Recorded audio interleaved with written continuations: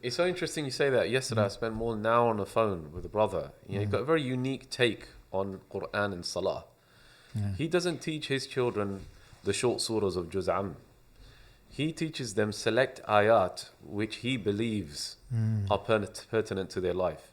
Because he believes that Salah is a form of counseling with Allah subhanahu wa ta'ala, where you stand to be counseled by Allah. Now, in the time of the Prophet ﷺ, some of those surah, for example, Surah Quraysh, it meant a lot to them because that was the seasonal journey through which they earned their provision. But for a child today, لِإِلَافِ Quraysh might not mean much to them.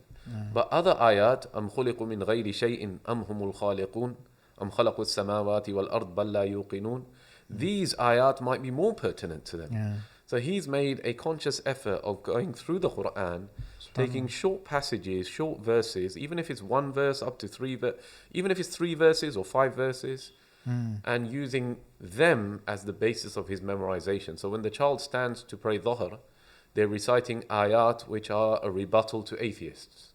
When the child stands up to pray Asr, they're reciting verses of putting your trust in Allah. If they might be going through some kind of crisis in school. When the child stands up to pray Maghrib, they've memorized verses about good treatment of parents. So it's quite a unique. It opens up a lot of avenues for us. We've got time. Is he making that into a resource? Maybe something we can. He is, and he's asked for my help with that. And I have every intention of working with him on this. But I mean, every family can now approach the Qur'an with its unique lens. And we're not talking about giving detailed tafsir.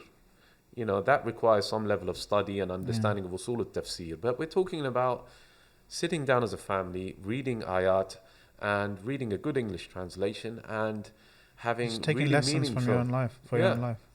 And that's a very different experience to a child going madrasa every day, being in a class of 40 kids, and being spoken down to.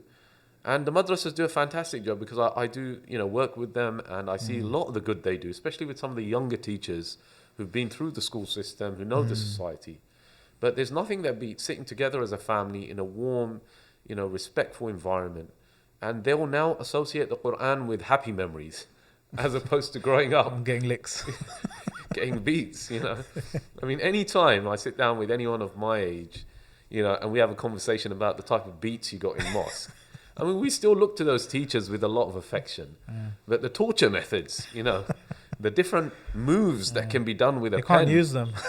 You can't use them anymore. It's not practical advice. It's not practical. Growing up, that associates the Qur'an with this, with torture techniques. You want to associate the Qur'an with happy memories, spending time with my mum and dad or with my brothers, and we sitting together, having maybe some tea as well, and really building. Unscripted.